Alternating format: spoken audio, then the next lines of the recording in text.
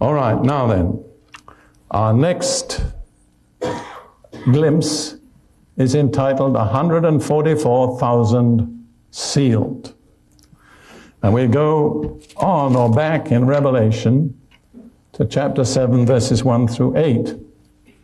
Now, the exact relationship of this to what I've been describing is not clear. They may be simultaneous, or one may slightly precede the other. But in Revelation chapter 7, verse 1, John says, "After these I saw 4 angels standing at the 4 corners of the earth, holding the 4 winds of the earth, that the wind should not blow on the earth or on the sea or any tree." 4 angels were holding back the judgment of God for a brief period. Then I saw another angel ascending from the east, having the seal of the living God. And he cried with a loud voice to the 4 angels to whom it was granted to harm the earth and the sea, saying, "Do not harm the earth, the sea, or the trees, till we have sealed the servants of our God on their foreheads." In other words, there must be a special company of sealed servants of God before this tribulation finally explodes. And John says, "I heard the number of those who were sealed, 144,000 of all the tribes of the children of Israel." And then he lists 12 tribes, and there were 12,000 out of every tribe. One tribe is missing. You know that? How many of you know which tribe is missing? Dan, that's right. Now, why, you could speculate, but I'm not going to offer any theory. Now, you know what I believe? I believe there will not be 143,999, and there will not be 144,001. There will be 144,000. I believe God is exact. If you study the things which God plans, they are planned with the utmost exactitude. In the tabernacle and in the temple of Solomon, every dimension was exactly specified and nothing was left to human decision. I believe that's the God that controls history. So we have these 144,000 Israelites sealed. And then we have what we've already just glimpsed at in Revelation 7, verse 9 and following. "After these things I looked, and behold, a great multitude which no one could number, of all nations, tribes, peoples, and tongues, standing before the throne and before the Lamb, clothed with white robes, with palm branches in their hand." Now, I'll offer you a suggestion. Because of the order in which these events are described, I believe myself that God is going to save 144,000 young Jewish men. And he's going to send them to all the nations of the earth. And the fruit of their ministry will be a multitude which no man can number. That's my interpretation. Because you see, I believe it's God's plan always to bless the Gentiles through the Jews. Did you ever hear that little saying which was given by a Jewish believer of a previous age? God has 2 principles of judgment. He blesses the Gentiles through the Jews, but he judges the Jews through the Gentiles. If you look at history, that's happened again and again and again. Now, let's go on to Revelation 14, which is the climax of the 144,000. And John says, beginning at verse 1 of Revelation 14, "Then I looked, and behold, the Lamb standing on Mount Zion, and with him 144,000, having his Father's name and his name written on their foreheads." Undoubtedly, that must be the 144,000 who were sealed on their foreheads. And the seal was the name of God the Father and the name of Jesus the Messiah. It's interesting because one of the themes of Revelation is people getting sealed. And there are 2 sources. One is the true Messiah, the other is the false Messiah. Those who are the servants of the true Messiah are sealed on their foreheads with the name of the Father and the Son. those who submit to the false Messiah are sealed either on their forehead or on their hand with his name or his number. And his number, you all know, everybody knows this, is 666. Let me mention something in passing which is interesting. Both Greek and Hebrew, the letters of the alphabet have numerical value. So you can write any number in letters. So I thought to myself, if the false Messiah in Greek has the number 666, what about the true Messiah? So I took the name Jesus in Greek, wrote it vertically, wrote the numerical number of each letter opposite, added it up. You know what it came to? 888. Now that kind of convinces me I'm on the right track, because that would be an amazing coincidence if it weren't planned by God. Now what I want to point out here is God will only seal his people on their foreheads. He requires a willing, understanding submission. But the Antichrist will seal them either on their forehead or on their hand. In other words, whether they're willing and understanding or not, as long as they obey, that's all he wants. God requires intelligent cooperation and submission. All right. Now then, let's go on. Well, we haven't read the whole of Revelation 14. Let's go on. I'm going on to the next verse. Verse 2. I heard a voice from heaven like the voice of many waters and like the voice of loud thunder. And I heard the sound of harpists playing their harps. I love the old King James. If you remember, it said, I heard the sound of harpists harping with their harp. And there's something about repeating that 3 times that makes an impact. And they sang, as it were, a new song before the throne, before the 4 living creatures and the elders. And no one could learn that song except the 144,000 who were redeemed from the earth. As I understand it, at this point, they have completed their earthly task, and they are in heaven before the throne. And I believe they got there through martyrdom. I believe every one of them laid down their lives. This is my opinion.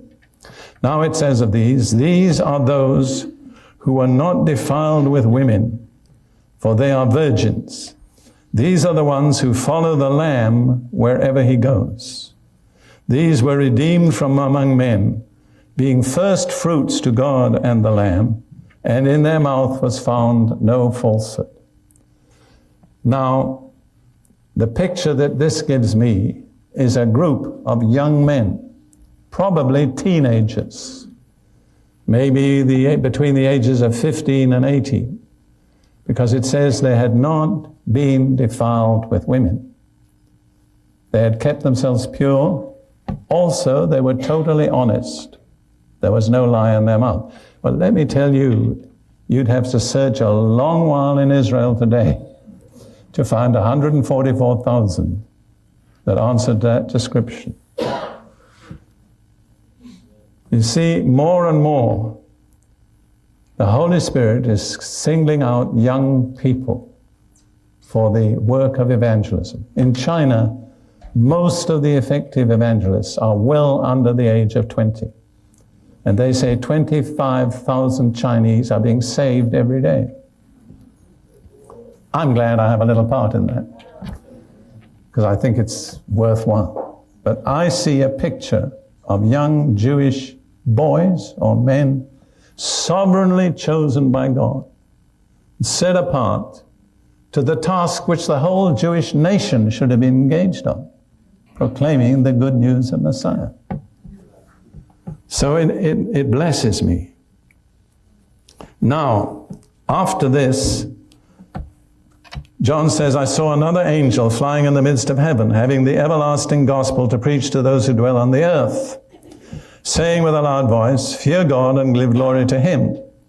Then it says, another angel followed, saying, Babylon is fallen.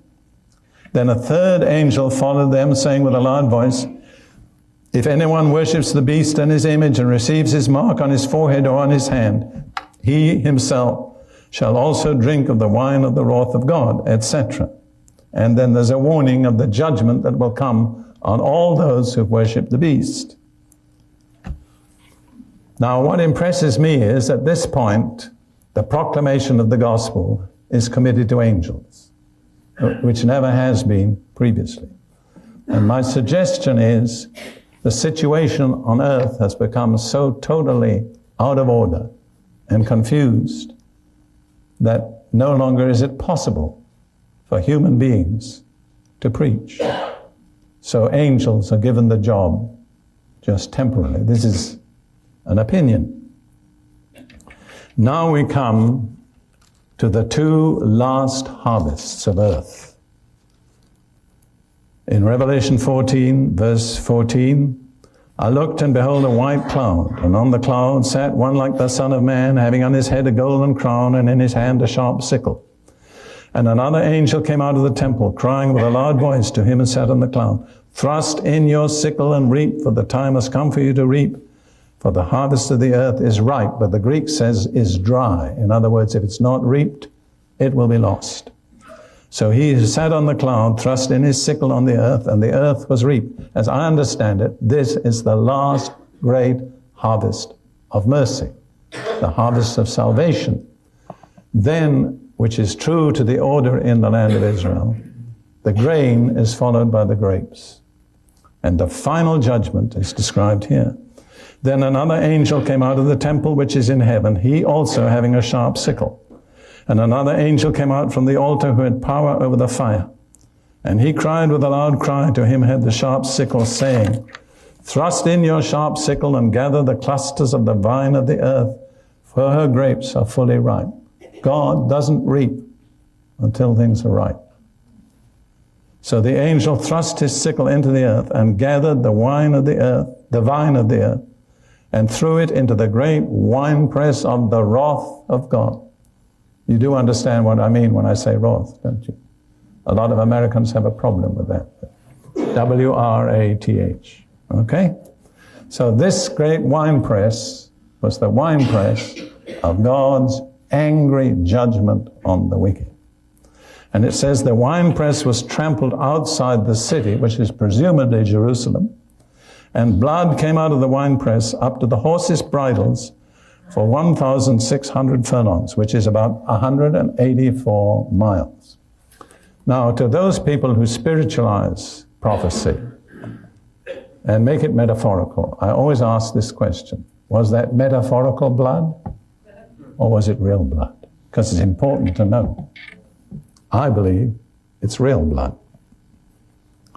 Now, there's a little passage in Isaiah chapter 63, which relates directly to that. Isaiah 63, just the first 6 verses. Who is this who comes from Edom with dyed garments from Bozrah? Bozrah was one of the main cities of Edom, and Bozrah means the grape harvest. That's the meaning. This one was glorious in his apparel, traveling in the greatness of his strength. The answer is, I who speak in righteousness, mighty to save. That's the Messiah. And then the question is given, why is your apparel red and your garments like one who treads in the winepress? And the answer comes from Messiah. I have trodden the winepress alone, and from the peoples no one was with me. For I have trodden them in my anger and trampled them in my fury. Their blood is sprinkled upon my garments, and I have stained all my robes. You know that in a winepress, in biblical times, they put the grapes in this rock pit, and then the people jumped up and down on it. And as they did that, the grape juice splattered their robes. So this is the picture. I have trodden them in my anger and trampled them in my fury. Their blood is sprinkled upon my garments, and I've stained all my robes. For the day of vengeance is in my heart, and the year of my redeemed has come. So it's vengeance on God's enemies, the redemption of God's people. And then he goes on, I looked, but there was no one to help.